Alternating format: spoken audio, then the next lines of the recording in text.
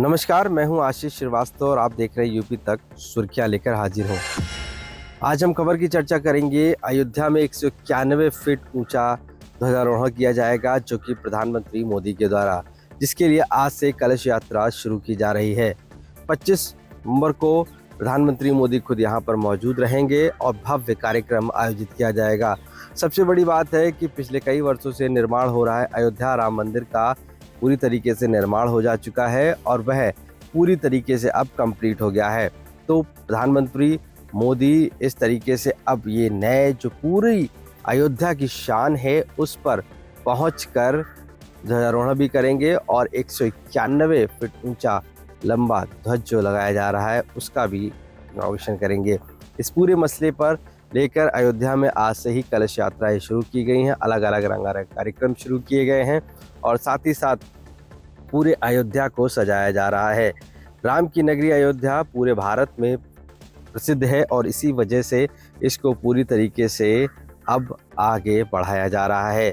चूँकि यह दिवस बहुत ही महत्वपूर्ण इसलिए है, राम मंदिर जब से बनने को तैयार हुआ है, जब से उसकी कॉन्सिक्रेशन सेरेमनी हुई है, उसके बाद से ही जो बचा हुआ कार्य था उसका निर्माण भी किया जा रहा था, जिसको अब पूरी तरीके से पूरा कर लिया गया है। अब पूरा राम मंदिर, राम दरबार, सेकंड फ्लोर सब कुछ अब बनकर तैयार है और जिसको लेकर 25 तारीख को प्रधानमंत्री मोदी खुद यहाँ पर रहकर उस ध्वजा का भी इनॉग्रेशन करेंगे और साथ ही साथ पूरे राम मंदिर का भी। तो ऐसे में पूरे प्रदेश वासियों के लिए एक बड़ी सौगात होगी कि राम मंदिर का वो जगह अब पूरी तरीके से बनकर तैयार है और जिसमें लोग अब जा सकेंगे। अगली खबर की तरफ बढ़ेंगे, जो है दिल्ली ब्लास्ट से लिंक। टेरर लिंक के तहत यहाँ पर डॉक्टर शाहीन शाहिद के अलावा कई लोगों से पूछताछ की, उसका भाई परवेज अंसारी, इसमें कई लोग शामिल हैं जिनसे पूछताछ की गई। सबसे बड़ी बात है यहाँ पर जो यूनिवर्सिटीज़ है उससे भी बहुत तरीके से पूछताछ की गई हैं। इंटेलिजेंस ने एक्टिवली सबसे पूछताछ शुरू कर दी है। यहाँ की जो यूनिवर्सिटी है वहाँ पर पहुँच कर इसके साथ MBBS जहाँ से किया था परवेज अंसारी ने, वहाँ पर जाकर भी पूछताछ की है। यानी कि आराम मेडिकल यूनिवर्सिटी और इसके अलावा इंट्रीगल यूनिवर्सिटी, इन सभी यूनिवर्सिटियों से लगातार पूछताछ जारी है। कई जो संदिग्ध हैं उनको भी रडार पे लिया गया है और वो सभी इस पूरे मामले पर बातचीत की जा रही है। ATS उनकी सुराग ढूंढ रही है। इसके अलावा अगर हम बात करें तो ATS ने उन सभी मदरसों को अपने रडार पर ले लिया है जो कि उत्तर प्रदेश में संचालित हो रहे हैं। आखिर वो मदरसे किस तरीके से हैं और उनके पीछे कौन संचालक है, कितने समय से पढ़ा रहा है, इन सब की जानकारी भी ली जा रही है। दूसरी सबसे बड़ी बात है कि इन मदरसों को ATS जब जानकारी करेगी तो उसके बारे में ये भी जानकारी की जा रही है कि आखिर इन मदरसों के संचालन के पीछे फंडिंग कहाँ से हो रही है। इससे पहले हमने देखा था कि उत्तर प्रदेश सरकार ने एक सर्वे कराया था जिसमें 8000 जो मदरसे थे वो तकरीबन फर्जी पाए गए थे और तकरीबन ऐसे 550 जो मान्यता प्राप्त मदरसे हैं, 16000 जो गैर मान्यता प्राप्त है और 25000 की संख्या थी उत्तर प्रदेश में, जिसमें 8000 फर्जी मदरसे पाए गए थे। अब उन पर भी जांच एक तरफ चल रही थी, दूसरी अब दिल्ली ब्लास्ट के बाद पूरी तरीके से ATS ने इस पे कंट्रोल कर लिया है और जांच कर रही है। मंत्री इसके लगातार अलग अलग मदरसों में जाकर भी कहीं ना कहीं पूछताछ करना शुरू करेंगे इनके अधिकारी भी। तो ये ATS की पूरी तरीके से जो कार्रवाई है वो उत्तर प्रदेश में होनी है और उसी को लेकर अब मदरसे भी रडार पर आ गए हैं। यानी कि साफ तौर से किस तरीके से उत्तर प्रदेश में ये पूरा एक्सेस चल रहा है उसकी भी जांच की जाएगी।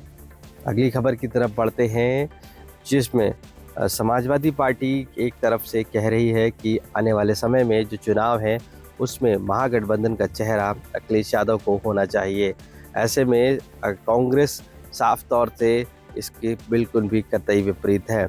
अब समाजवादी पार्टी और कांग्रेस के बीच महागठबंधन अब खलल पड़ती हुई नजर आ रही है, क्योंकि बिहार इलेक्शन के बाद राहुल गांधी के चेहरे पर महागठबंधन आगे बढ़ने को तैयार नहीं है। इसमें समाजवादी पार्टी ने एक कदम आगे आते कहा है कि महागठबंधन का नेतृत्व समाजवादी पार्टी के मुखिया अखिलेश यादव को दिया जाना चाहिए। यहाँ तक अगर सीटों के बंटवारे की बात लेकर कही जा रही हो बात हो तो उसमें भी समाजवादी पार्टी के नेता ने एक कदम आगे आकर कहा है कि जो सीटें हैं वो तकरीबन 30 से 35 ही कांग्रेस को दी जानी चाहिए, क्योंकि समाजवादी पार्टी एक मजबूत स्थिति में उत्तर प्रदेश में है और ऐसे में वो ज़्यादा से ज़्यादा सीटों पर लड़ेगी। आपको हम बता दें कि उत्तर प्रदेश में 403 सीटें हैं जिन पर असेंबली इलेक्शन 2027 होना है और ऐसे में समाजवादी पार्टी अपने आप को पूरा मजबूत स्थिति में दिखा रही है।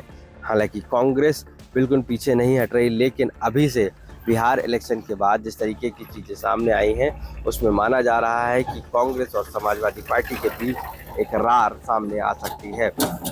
इस पूरे मसले को लेकर अब पूरी तरीके से उत्तर प्रदेश में इस गठबंधन खटाई में पड़ता हुआ दिख रहा है, क्योंकि बहुजन समाज पार्टी ने अपने आप को पहले से ही इस गठबंधन से अलग करके रखा हुआ है और दूसरी तरफ समाजवादी पार्टी और कांग्रेस दोनों गठबंधन में साफ एक साथ नजर नहीं आ रहे हैं।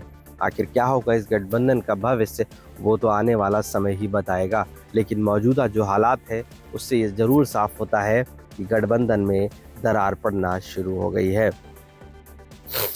अगली खबर की तरफ बढ़ेंगे।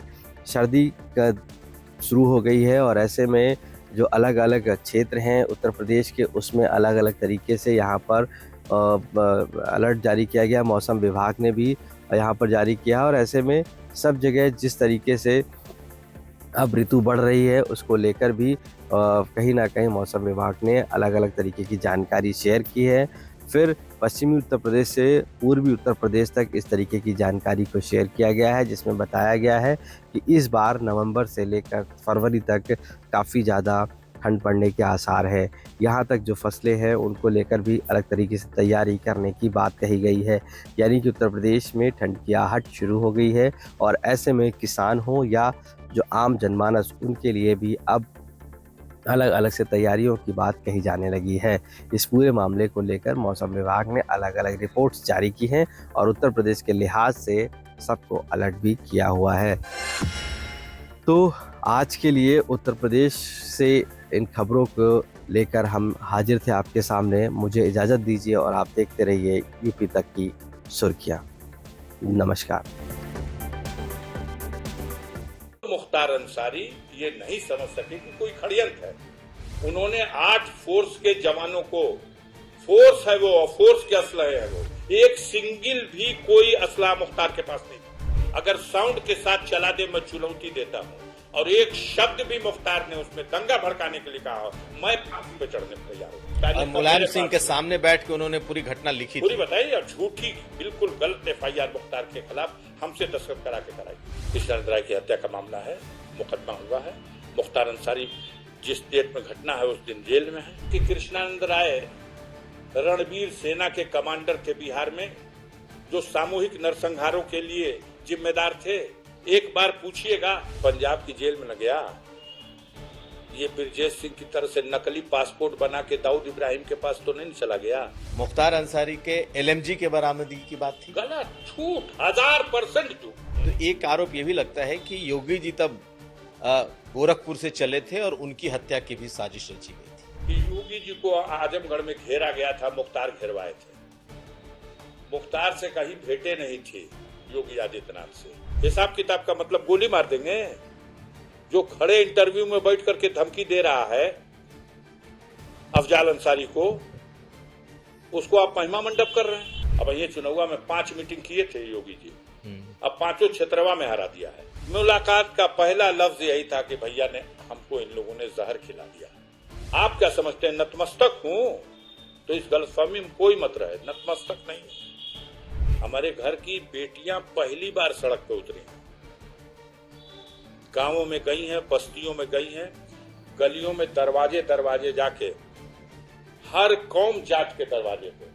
माननीय नेताजी की मैं दिल से कदर करता हूं, वो मेरे बाप तमाम थे, मेरे इस घर पे आ चुके हैं। तमन्ना है, एक हसरत है कि वो मौका आ जाए जब उत्तर प्रदेश में सरकार का परिवर्तन हो और माननीय अखिलेश यादव के नेतृत्व में उत्तर प्रदेश में सरकार बने, और इसके लिए सब कुछ निछावर करने को तैयार है।